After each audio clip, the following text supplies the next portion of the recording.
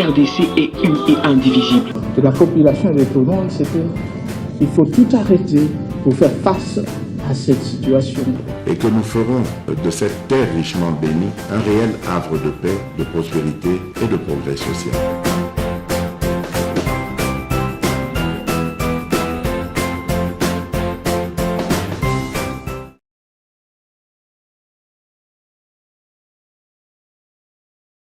Bote Nabino, merci de nous suivre Naba Ndaku bisika nyonso bozali kolanda biso weekend malamu na mabota Nabino bozolanda biso awa na Kinshasa bozolanda biso na libanda ya mboka bozolanda biso na Matadi Kibala bozolanda biso na Ipen na bandeli lisusu ko console baye oyo ba kweli makamba ya mbula kolonzambe ayamba milimo na bino tokanisi ete likama oyo ekote ya biso pamba te biso nyonso toyeba lolenge nini ya komi comporter par rapport ya makambo tomoni.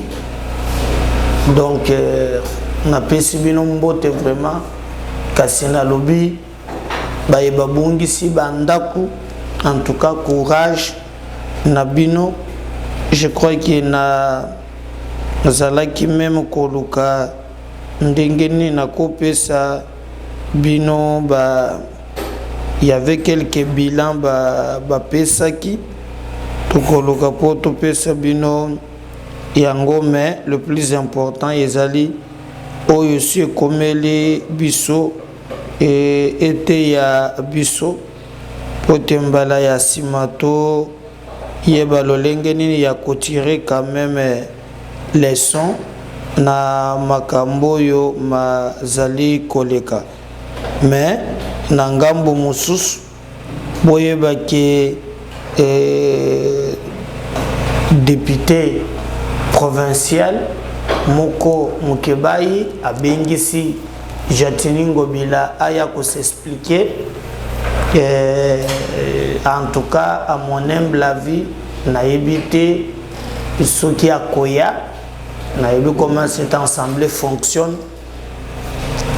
En tout cas, je pense pas que Akoya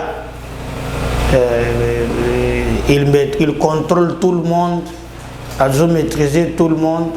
Alors on attend qu'il y ait un niveau d'assemblée provinciale pour expliquer vraiment il y a en tant que dirigeant ni à salaki peni nazo compter ko sala po bambula pe sili ko betate bambule ko ya kaka me ye azali ko kanisa nini pona bato oyo ba kufi pe ba mesure ya zozwa pour te prochainement likama wana eyate. Voilà au moins ce que vous devez retenir.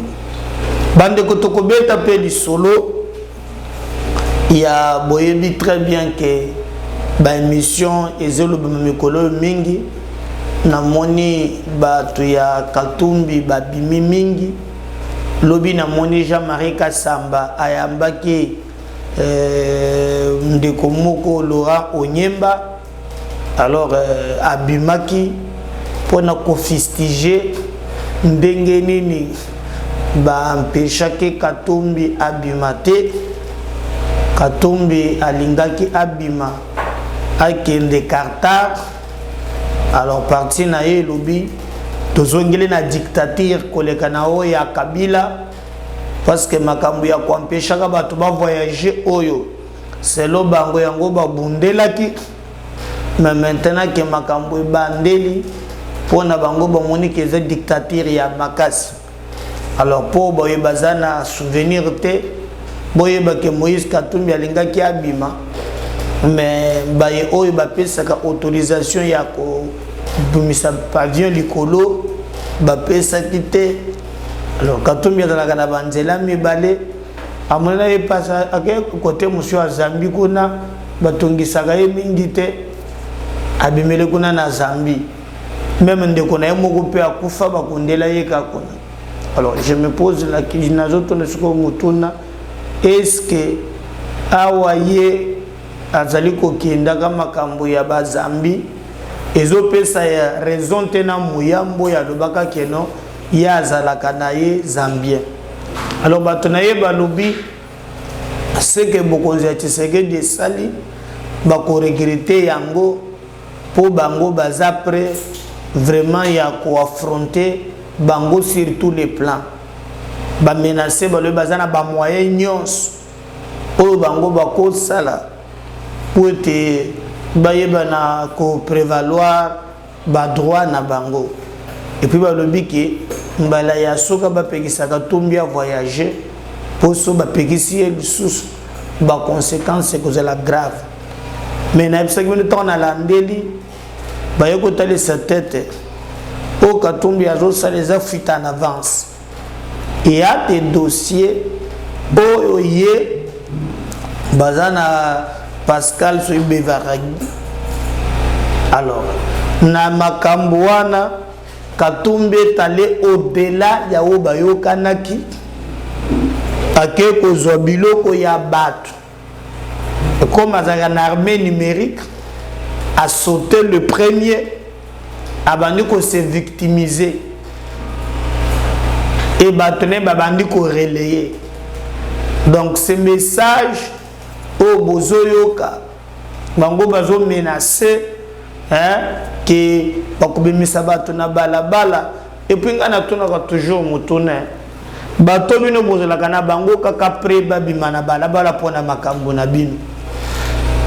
Lorsque vous gagnez bato wana bazwaka nini ou bien vous les utilisez comme d'habitude comme des escadrons pour na ba besoin na bino moko boy et à la fin ici c'est pas normal.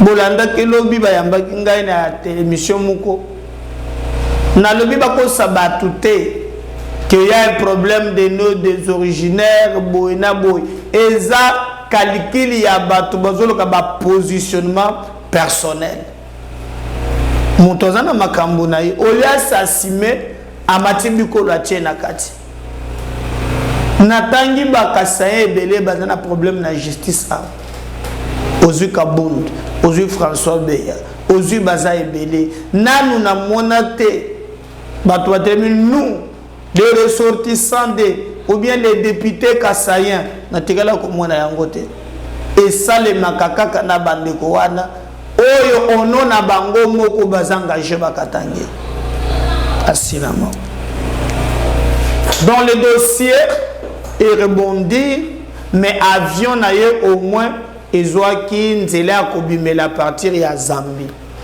mais ba oyo bazali quand même habilité balobi il a des dossiers oyo esengeli vraiment à s'expliquer. Alors bon mon qui même que ezaba signe et ko sakate même équipe à Mazembe contre Rangers c'est poli. Yemo famille tout le peu mituna 2 fois même contre Rangers Mazemba poli. On doit nguya mikolo ezande kiabula mais kiabula peut vite à tout la guerre lobby. Donc c'est une vérité que il y a un sérieux problème et nous devons faire par tous les moyens pour relever mboka na biso afin que mboka na biso et bana kokende liboso toti kabiloko ya na moni lobby mutoye ine. Donc, c'est Katumbi ou rien. C'est Katumbi ou rien. Et les gens sont prêts à cause il y a un positionnement na bango. Je veux vous la mise au point pour nous kolobake. Ngai na cause la d'accord te topé contenté ba peki ça un Congolais a sala ba mouvement na ye abima topé azonga montoko peki so monto azate. Mais s'il y a aussi des éléments na niveau ya justice oyo koki ko salaki mutu tel ou bien motu tel à répondre na dossier wana eza lisusu makambo ya kolukate batu balobaka mingi mwana eza makambo ya kosala par tous les moyens que makambo échanger et que mboka na biso ekende eliboso. Mais boyeba aussi que dossier ya Pascal Bevarji ndenge ezali kolekela ba vérité ekoyeba na kala mingi te na ba biloko mwa mingi oyo ezobetama na niveau ya Lubumbashi. Et d'ailleurs akalimi moko ekoti makelele oyo ezalaki na makambo ya ba Kassayen na ba Katange. Je crois qu'ils ont compris le message qu'on a appelé à vivre ensemble sans discrimination et que tozali peuple moko et singeli to simba na maboko na moment où mboka na biso agressé. On n'a pas besoin d'être manipulé par des politiciens manque de positionnement pour te justifier bakop na bango na nzoto na biso. Donc soyons tellement vigilants et singa que moi qui m'aime mon ekoti bien que sekol wana ya manipulation eza moi mingi na bactère politique oyo bazoloka positionnement ono ya bikolo. On peut gagner, on peut faire la politique sans pour ne pas aussi utiliser la rise comme mode d'accession au pouvoir, mais on peut gagner en travaillant pour le peuple.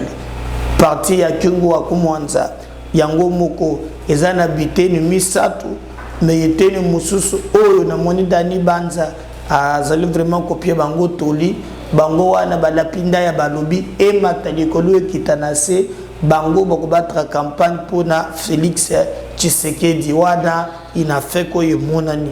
Mais il y a aussi des partisans toujours ina fait ou vraiment bazapé contre surtout baza manipuler surtout na bakatumbi ou bien na famille na yemoko propre ya Kyungu o etikala. Mais le plus important ezali tozo likanisi wana toko manangoti na suka batu na batu basala musala na bango pour l'intérêt général, pas pour l'intérêt individuel ou bien intérêt égoïste. Mikolo zoya ezali ko bombele biso makambo ebele bande konangai to ndebalo bakato serait sentir parce que 2023 toujours kota to komona makambo. Alors nangambo mususu boyeba que situation sécuritaire est préoccupé aussi lobby déjà na niveau ya sommet eza on a ngambo ya États-Unis Afrique.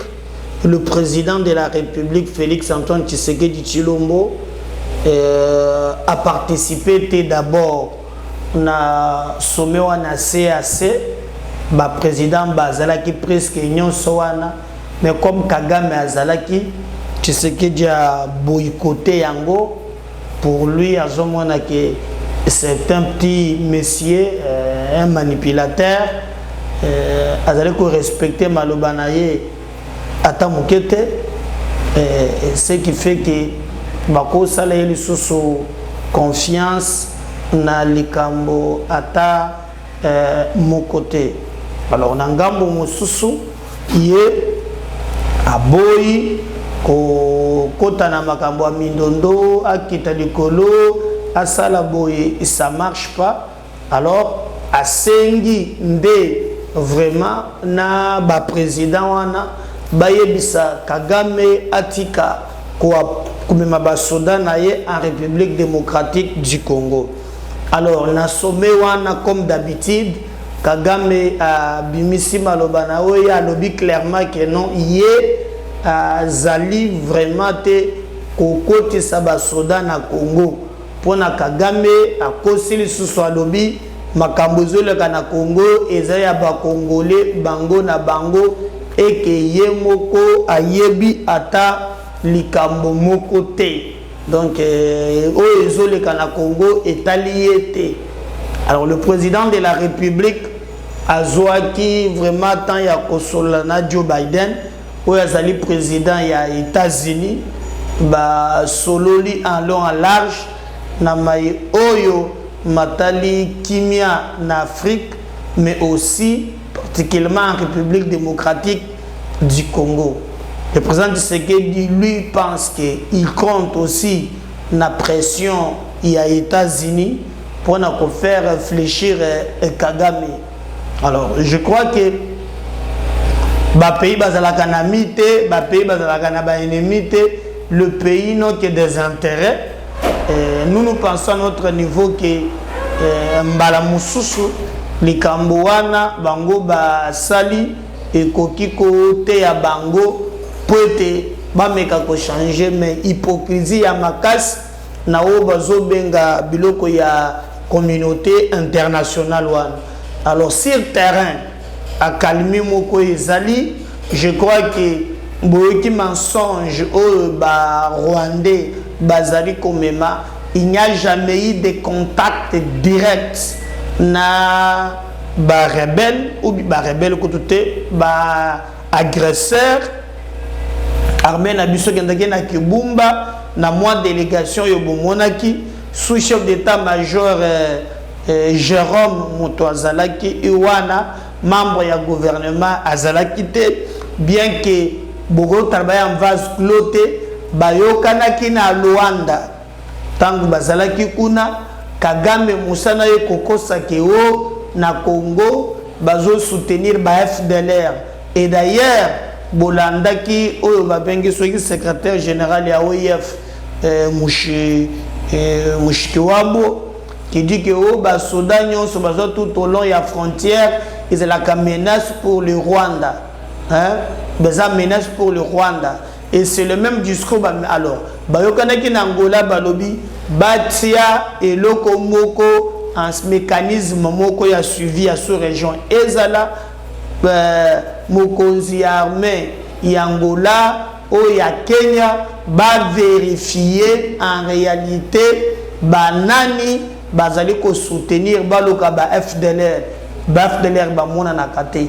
Et d'ailleurs je l'avais dit ici que l'FDLR est imaginaire na mutu ya Kagame. Au contraire, côté FDLR azotangisa makila atangisaka na Rwanda te, l'FDLR tue en République démocratique du Congo. Ba bourreau ya FDLR eza biso. Donc biso tokoki jamais alors jamais ko soutenir makambo ya FDLR. Mais boye ba lisusu ke eza même na forêt oyo lobby mikolo landaki la forces armées bakota ki yayi coalition FDLR soki Nyatura na banem 23 basalaki coalition pour attaquer l'armée, et l'armée, notre armée a landi bango jusque fond pe bakimi na bango moko quelque part armée mais qui peut retenir quelque chose. Vous savez très bien que je vous avais dit que le Rwanda a kanisa kindenga bandaki kosala na Kabila akoya mbangu a Zugoma, après soit Zugoma a imposé négociation, dialogue. Et dans le dialogue wana objectif c'est moko balingi ba bongo la tous les Rwandais wana bakoma ba Congolais ba infiltrer armée na biso.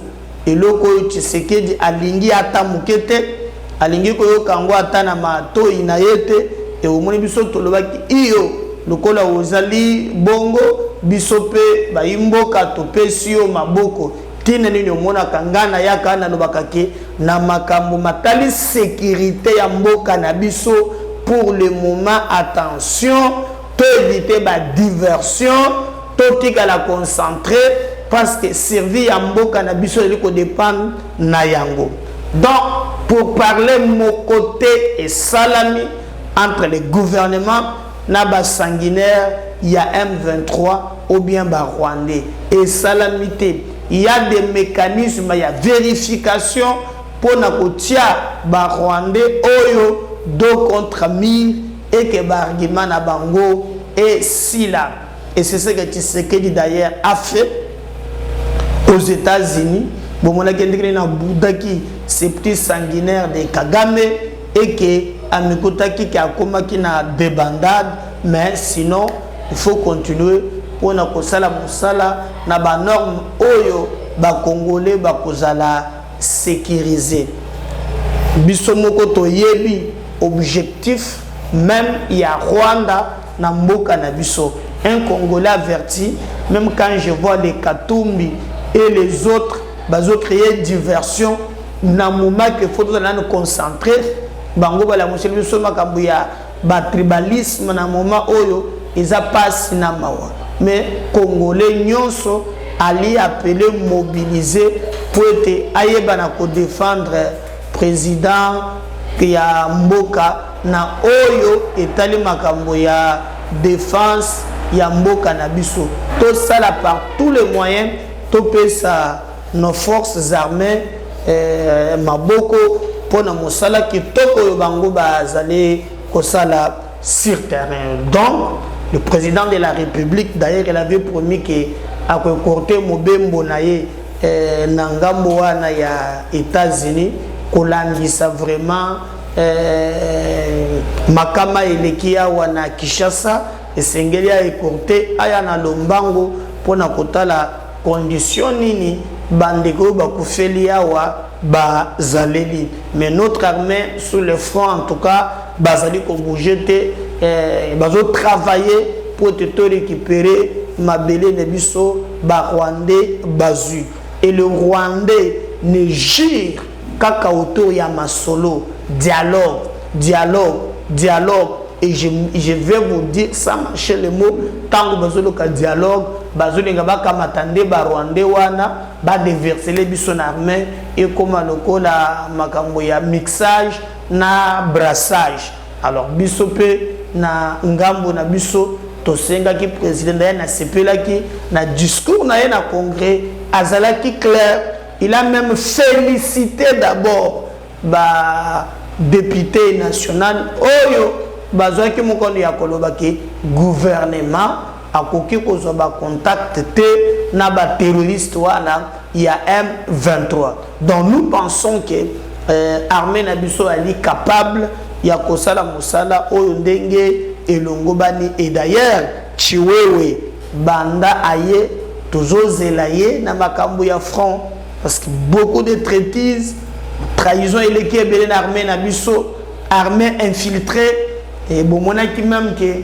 ba rimero esili ya que o ba bomi ya vanakat o ya mone na biso mero ne ko sila eza ba je mongo bango mongo ba monter pour na ko distraire biso tous là vraiment beker na mapinga na biso ndengene bazali ko défendre mboka na biso nde ba gérer ba lobby jusqu'au sacrifice suprême kozonga Tshisekedi awa tozozela ba ligne oya kopesa pongana lobaki na lobaki cadeau oya monene oya kopesa ba kinwa ndenga zozonga boye il faut révoquer Gentini parce que ekoki donc toi on a qu'est-ce que ça légal oui la constitution révisée donne aussi le pouvoir au président de révoquer un gouverneur.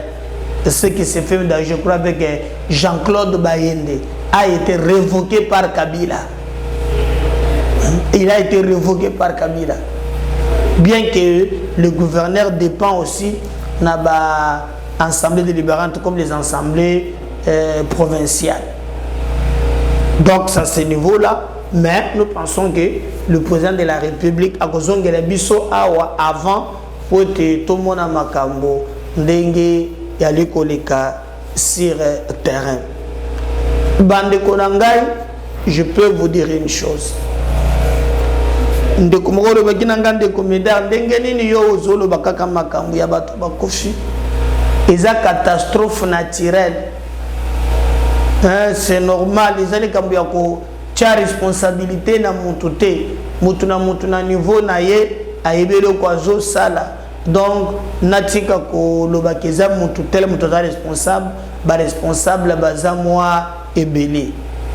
Alors comme les gens ne comprennent pas souvent ce que nous faisons, moi ndambo devons leur montrer que quand on parle d'indexer responsabilité à mutu, nous avons quelques éléments. Aux autres, c'est que ce qui nous est arrivé, on pouvait les limiter. Oui. Mais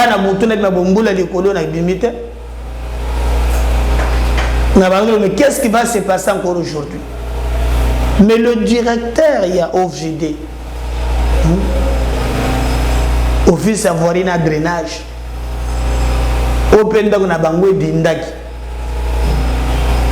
Il explique cause. Yé à Kosala, on va bien à l'opoto, plan d'aménagement, les schémas d'aménagement. Si on sait qu'il y a ici, urbanisme aïe. À ça, il y a un plan particulier d'urbanisation. Et si on a nini, bato bako vanda, dengenini bako sal. Ce qu'il y a ici, ministère des Affaires foncières aïe à Kamati, dia comme ko sala lotissement. Mais qu'est-ce qui se passe ici chez nous? C'est le contraire. Voilà les conséquences. On n'urbanise pas. Kinshasa a un plan d'aménagement sur sac. Est-ce que ça c'est la Gango? C'est la Gango. Maintenant, c'est quoi le problème dans la rivière Gombe? Ce que tu as dans la planète J, étranglement.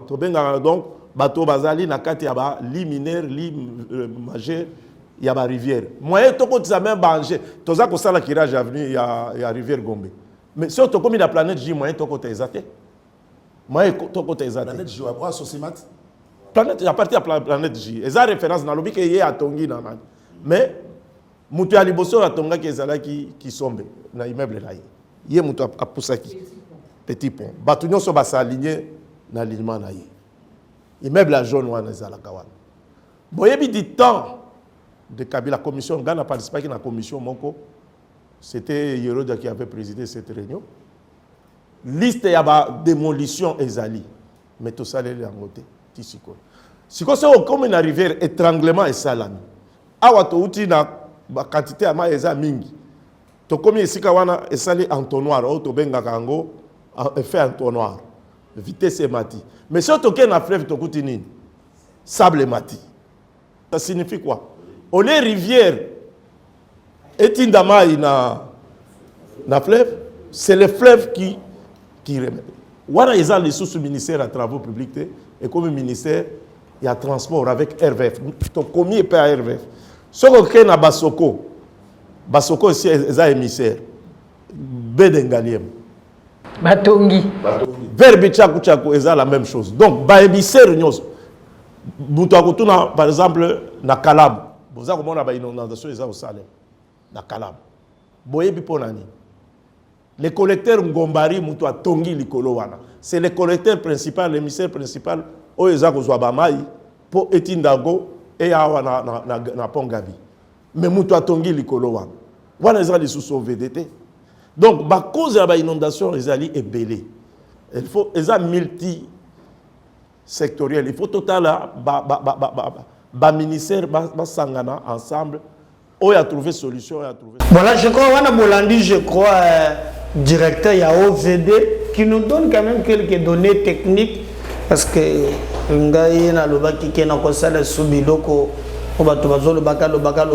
sans sous-bassement, non? Wana Bolanda za vraiment ni bateau basala kanzela makambo ya voirie drainage bango. Il nous explique au moins oyo ezo komela biso lelo ezali vraiment catastrophe naturelle mais il y a des hommes forts qui ont ruiné, détruit, pillé ces pays.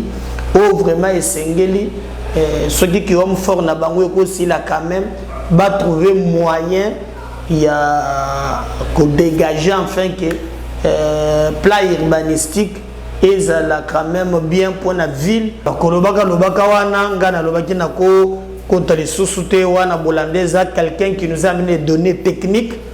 Loba homme fort ba zali koloka biloko oyo catastrophe naturelle toujours qu'on reconnaître yango mais il y a un sérieux problème d'où et sengeli vraiment ba zali na makoki ya ko faire appliquer l'autorité de l'État ba ça la yango pour bamboule silité bamboule ezali koya mais beaucoup comme botala na jardin na biso zoologique tozala kanangwa nde batu baleli na jardin botanique na makambo ngobila salaka etondi mai na makambo zando na ye bazotonga te depuis batie ba manzanza ba bloqué catastrophique mai etondi loko la fleuve mais balobaka ke biloko ane kola kana mai siko eleki directrice Aleli Boyoka. On va revenir juste après pour continuer avec notre émission NMKBZ officiel, votre chaîne de vérité. Le jardin botanique de Kinshasa est totalement sous eau.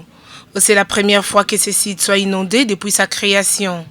Pour cause, les travaux de construction du marché central de Kinshasa lancés par le gouverneur Jontini Gombila et qui peinent à démarrer. Aucune étude d'impact environnemental n'a été menée. Des montagnes de caillasses et des sables sont jetés à la sortie et des voies de canalisation qui collectent les eaux usées d'une partie de la commune de la Gombe et qui passent par le jardin botanique de Kinshasa, traversent ensuite le marché central pour se jeter dans les collecteurs Bichaku afin pour finir sa course dans le fleuve Congo. Toutes les eaux de pluie ne pouvant pas passer sont refoulées au jardin botanique, provoquant ainsi son inondation. La pauvre directrice de ce jardin aux abois ne sait à quel sens est voué l'ancien SOS. J'ai des larmes dans mon cœur. C'est la désolation. Quand je regarde derrière moi, le spectacle qui est là, c'est vraiment écœurant.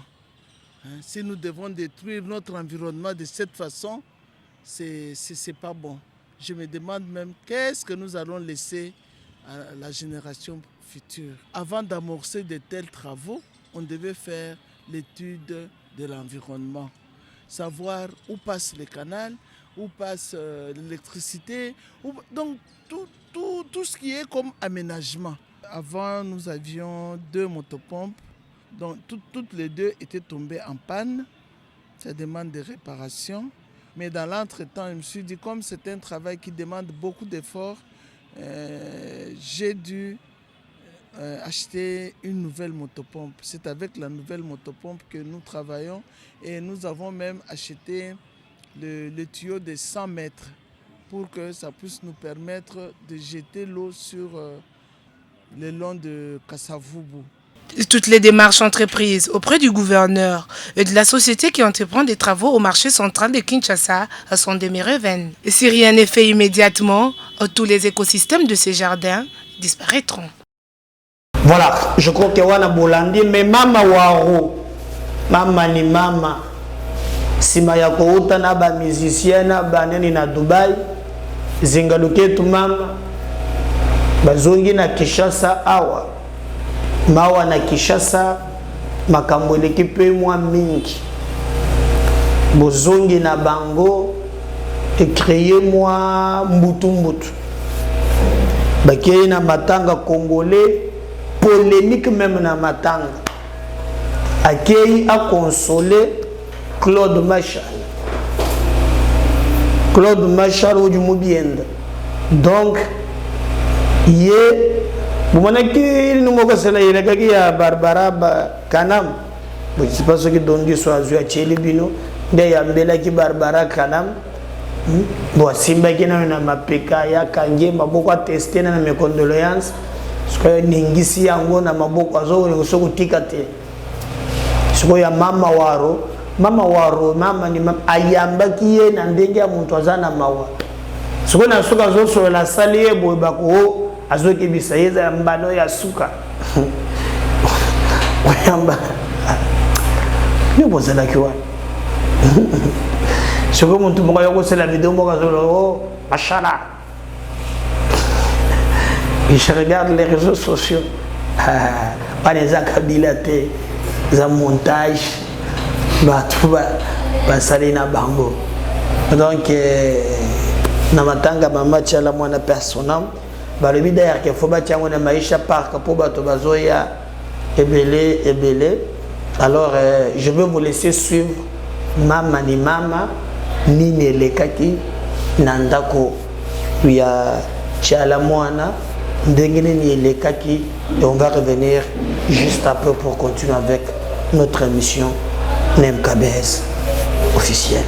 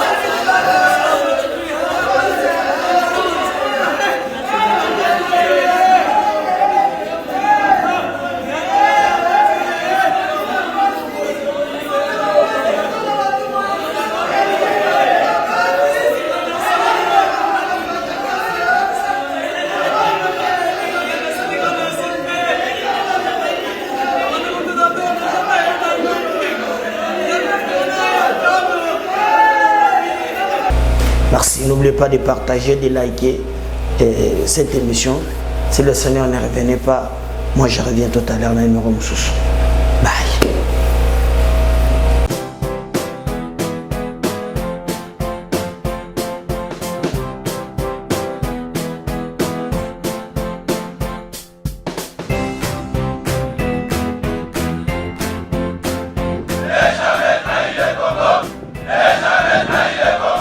La RDC est une et indivisible. De la population et de tout le monde, c'est qu'il faut tout arrêter pour faire face à cette situation. Et que nous ferons de cette terre richement bénie un réel havre de paix, de prospérité et de progrès social.